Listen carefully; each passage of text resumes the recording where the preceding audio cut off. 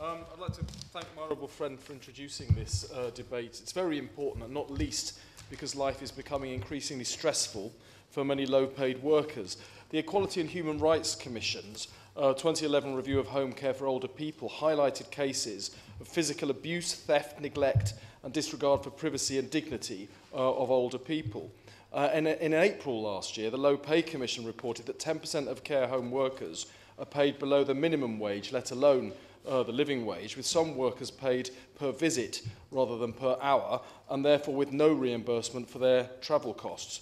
There's a link between the findings of these two high-profile studies. Too many home care workers encouraged to complete each visit as quickly as possible, and therefore with their pay as low as possible, are unable to form relationships with the older people they care for and feel pressured to complete the visit too quickly.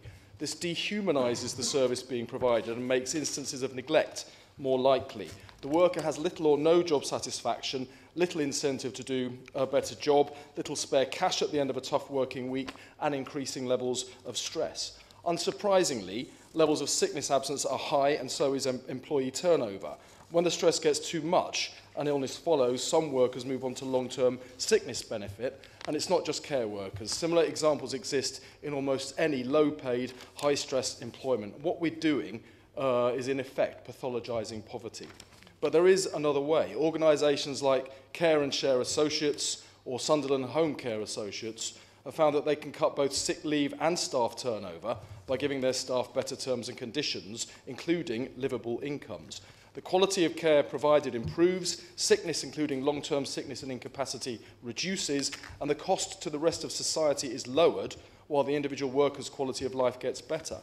Many Labour councils in London, including Lewisham, Hackney and Lambeth, have recognised the value of paying the London living wage and have been accredited as living wage employers.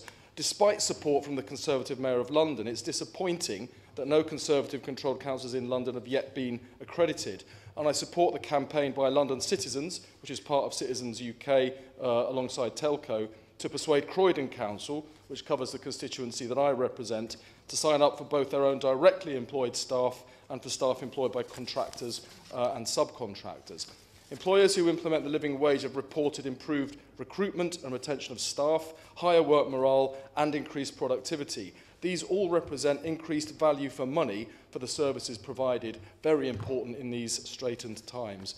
Lambeth Council found, and I was leading it at the time, that when they tendered their facilities management contract on a living wage basis, the market responded positively and came up with innovative ways to meet the requirement for better services within the costs available and without loss of jobs. Many public services are procured through consortia, and by harnessing the purchasing power of these groupings, we can encourage the market to innovate in ways that allow workers the decency of a living wage, and it's important that the government recognises its role in encouraging this to happen, because leaving it to the market alone will not result in all of those benefits. There is immense value in making sure that work pays. People in work should never be forced to live in poverty. This is not just a moral argument. It's about value for money, and it's about improving the quality of public services. There are costs to society as a whole, including financial costs, as well as to the individual workers affected, if we force hard-working people into poverty and illness by paying them less than is necessary to meet the basic needs of their lives.